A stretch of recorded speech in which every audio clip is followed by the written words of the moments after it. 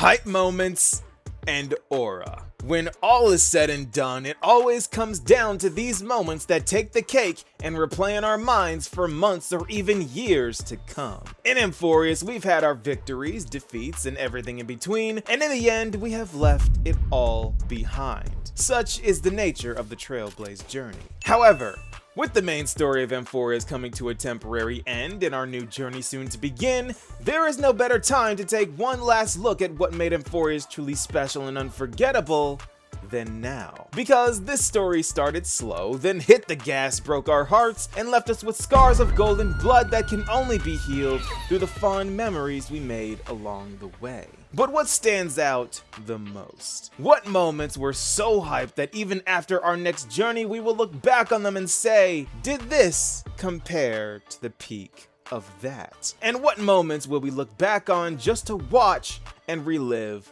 the hype? Well, today I shall do my best to be the judge of that.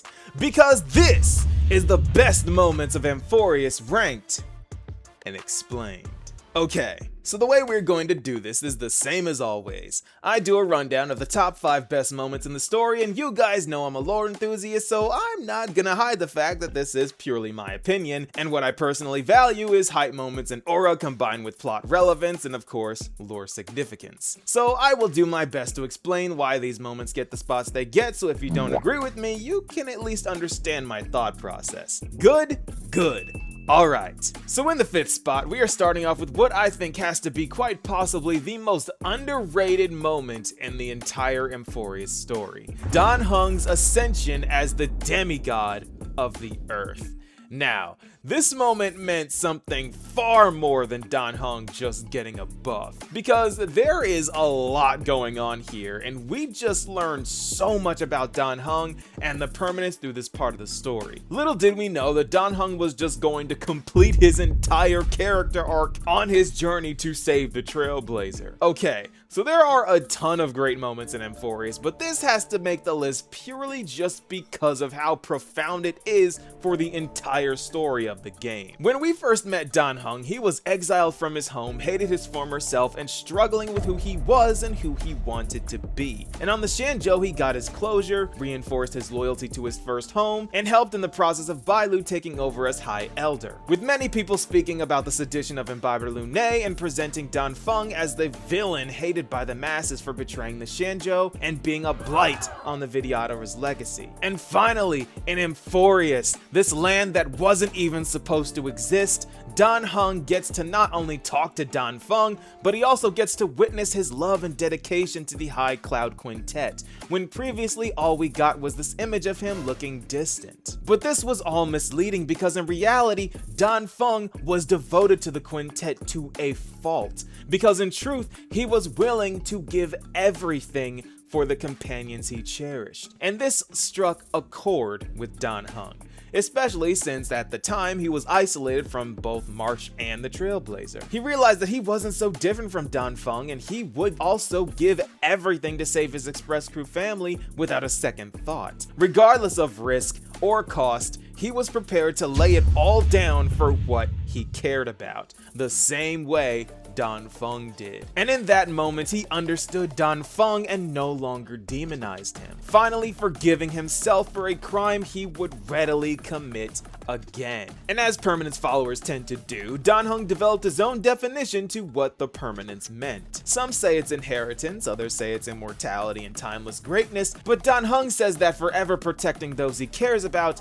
is the true meaning of the permanence. And as he ascended as the demigod of the earth, he proceeded to demonstrate this by protecting the wildlife and supporting the giant falling tree and plunging himself into oblivion in a desperate effort to find the Trailblazer, which is so Dan Feng coded, because he didn't have a plan, he didn't care about risk. All he had was a mission and a target. And after 1,000 years of searching, Dan Heng found us and succeeded where Dan Feng failed, completing his character arc and tying everything up, allowing Dan Feng to fade away in peace, finally forgiven by himself. This moment sits at a strong number 5 because it has everything. Long-term storytelling, character moments, lore drops, and aura farming? Dan Heng was the GOAT this patch, and this is exactly why. So what could sit at number 4? Well, here is where I gotta say that a moment doesn't have to have a massive cutscene to be truly special and insane.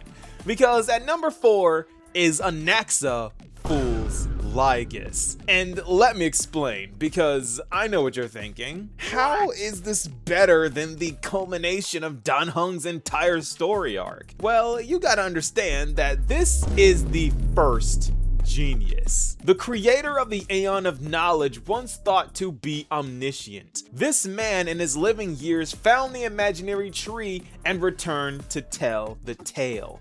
It took the combined efforts of multiple nameless, 2 other geniuses, one of which is an emanator, the sitting Imperator of Amphoreus, and 2 emanators of remembrance to simply force him to try.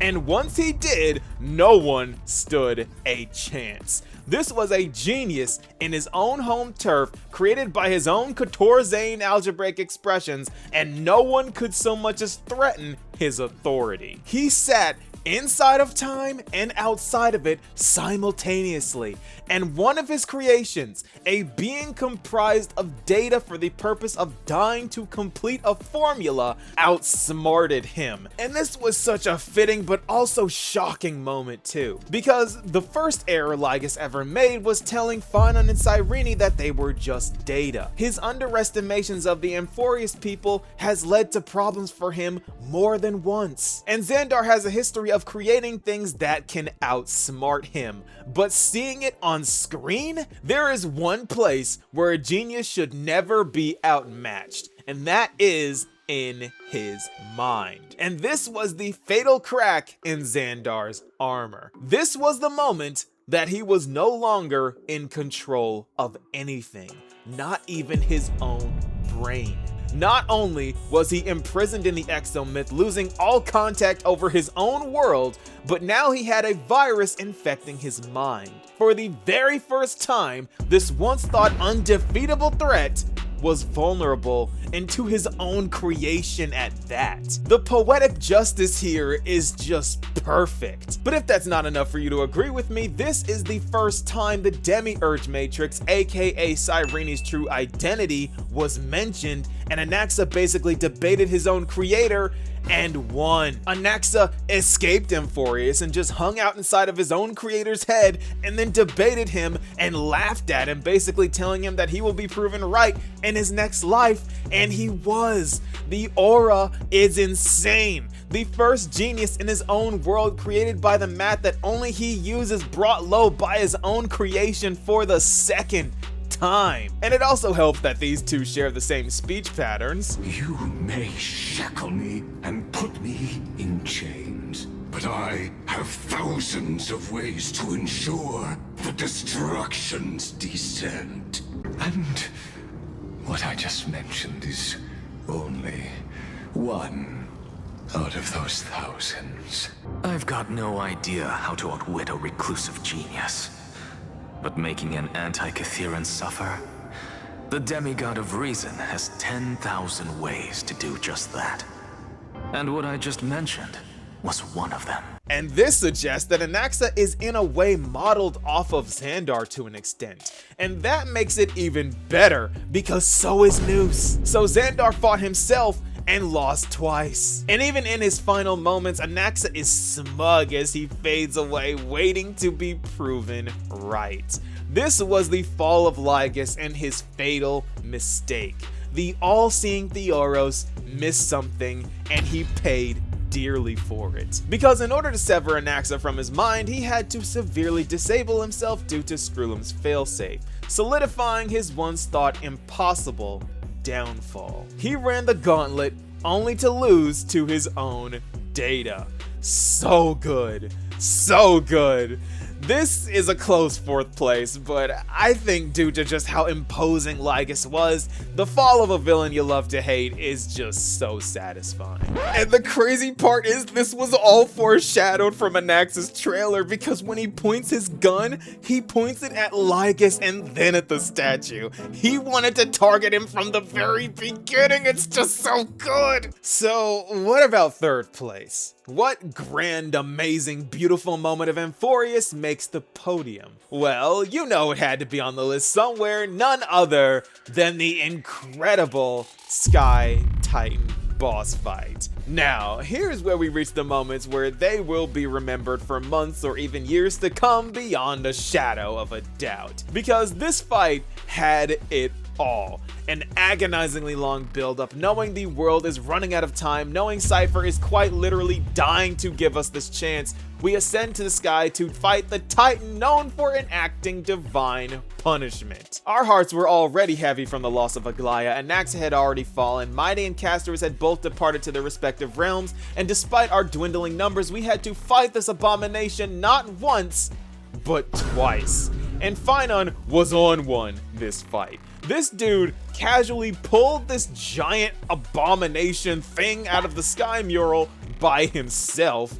That is already insane. Then after fighting and taking it down, Aquila tries to take us down with it, only for us to be saved by the last of Aglaya's remaining strength, and shattering what was left of Phynon's heart by having her final bath in warm and radiant gold. Then Aquila rises again via the Black Tide, and Hyacinth uses the core flame of the sky in order to fight it. All while Hoyo drops what will probably go down as one of the best songs to release from Amphoreus, Proi Proi, which in Greek means daybreak. This was absolutely peak Hyacinema. Not to mention the overarching ideological battle between Seliosi and Hyacinth, refusing to believe that the divine power of the sky should be used to cast judgment, but rather shine as an example for mortals to follow, which looking back on it, was now all a precursor to the world of Amphoreus needing love? This wasn't only peak on its own, but it also set up the future ending of the entire story, all while having one of the best songs behind it. When you think of Amphoreus moments that you'll go back and watch, this has got to be one of them, which I think solidifies this as the number 3 spot. What else is there really to say? This is a boss that you will replay just to hear the song again. This is on par with Hope is the Thing with Feathers from the Penacony ending, which I would argue is the best moment in all of Penacony. It's just that good. So, following Proi Proi has to be something crazy, right?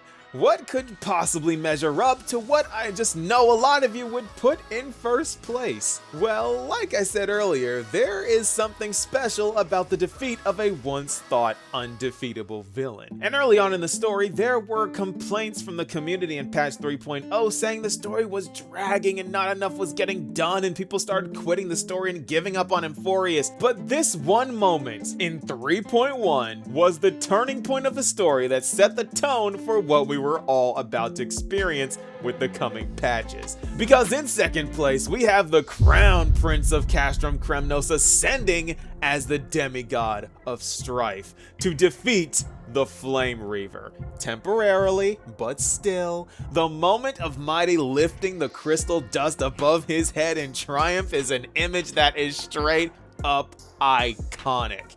Because you have to understand, the Flame Reaver up to this point was a monster out of a horror game. He was described as a hunter reborn from the Black Tide that was so strong, he was a run on sight from the demigods.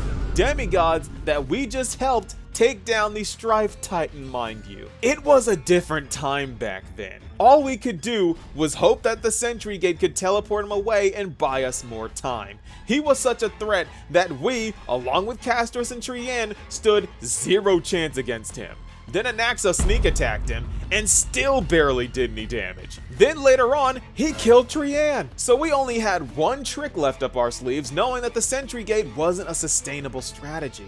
So we tried to trap him in time using Mem's abilities, only for this dude to fake Sentry Gate portal his way right back to us. At this point, we knew we were cooked. If it wasn't for Midemos, who had also just finished his character arc and making his appearance right in the nick of time. Because originally, he didn't even want to become a demigod. He was already struggling with his duties as a prince and the apprehensions of his people living amongst the Occamans, with Kratos doing his best but also contributing to mighty stress in his own way. Then he finally steals his resolve and makes a decision for the greater good, knowing that his people would probably hate it. Taking the Strife trial that Finon had already failed, then ascending and triumphing over his fears by mighty ex machinaing his way into the story. And this isn't even it. Because in this fight, we see the Flame Reaver going for his weak spot that he had earlier told Finon. So Finon defended him, but this laid the groundwork for the reveal that the Flame Reaver was the past cycle's Finon. A reveal that we would have to wait 2 more patches for. Insane!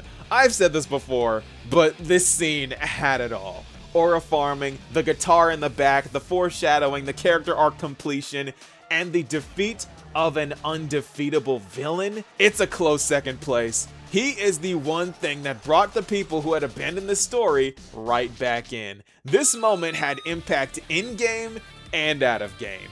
Truly special stuff. And before we get to our number 1 spot, I want to bring up some honorable mentions. They didn't make the list, but the aura farming needs to be acknowledged. Herta telling off Xandar after all of that incessant yap, iconic. Herta effortlessly styling on a Memo Snatcher, displaying a mastery of remembrance greater than a mimetic entity, iconic. Evernight pulling the soul out of multiple Memo Snatchers' Dharmakayas and then facing down Black Swan, iconic. The final defeat of Iron Tomb, iconic. The Trailblazer and Cyrene giving Lygus his own personal eternal recurrence aneurysm, iconic and hilarious. But you know that none of these are the best, because there can only be one. So what could be on top? What is the number 1 moment that is the greatest, most iconic thing that rises above all of the rest? You know it, I know it, everyone knows it. Castellana crashing out against Nanook has to be the single greatest moment in all of Honkai Star Rail. This guy has been through hell for thousands upon thousands of years, suppressing his rage and fighting through the agony of millions of core flames burning his soul with every step he took, only managing to carry on, motivated by the continued sacrifice of Cyrene and the hero within.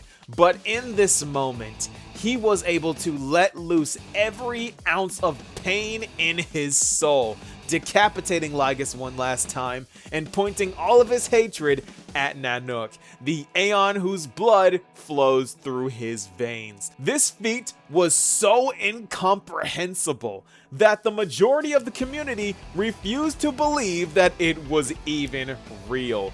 I lied to you not, I was there. Large swaths of the community in my comment section saying, Nova, this was all part of Iron Tomb's simulations. None of this happened at all, but they were wrong. This is the real Nanook. This is the real Zephyro. And Finon landed a scratch on the face of an Aeon. And that was the day we learned that the god we will inevitably fight at the end of the game can be wounded. Because sure, as Finon stood there screaming at the sky, we knew that he was ticked and he did say goodbye to us, but we didn't know what he was gonna do. The Aeons always seem so unreachable, and we are lucky to even be gazed at by them, let alone look back at them. Castellana witnessing one face to face was already unfathomable as it was, but landing visible damage? Fighting the strongest known Emanator in Zephyro? The galaxy-destroying threat? Hacking and slashing with a crazed smile on his face, intoxicated by the euphoria of unleashing his pent-up wrath? Knowing that there was not a living soul in the universe that had suffered more than him? This is the definition of a justified crash out that will never be forgotten. A feat that might not be surpassed for a very long time. And this is the very reason why this one moment stands at the top spot. It is the best moment because it lacks in nothing. We saw something we could not have possibly expected to see that had an impact inside and outside of the game. Again, it was so unbelievable that the majority of the players did not even think it was real. And that is what makes this moment a cut above the rest. Because this is the best moments of Amphoreus ranked and explained. So there you have it. Amphoreus had a ton of hype moments in aura farming with a ton of lore as well. This has to be one of Hoyo's most ambitious stories, and I sincerely hope that they keep pushing the limits of what they can do. I still remember at the end of 3.0 saying, let them cook, this is just an intro patch, and they did not let me down. So, did I miss anything? Would you reorder my list, or do you have any honorable mentions you would like to include? Put them down in the comments, I would love to know. This is kind of my goodbye Amphoreus, or see you tomorrow with my 300th upload to the channel, and I just wanted to make this a special one. Comment 300 if you made it this far. What do you guys think? Be sure to let me know, and I'll see you all in the next video. Peace, y'all.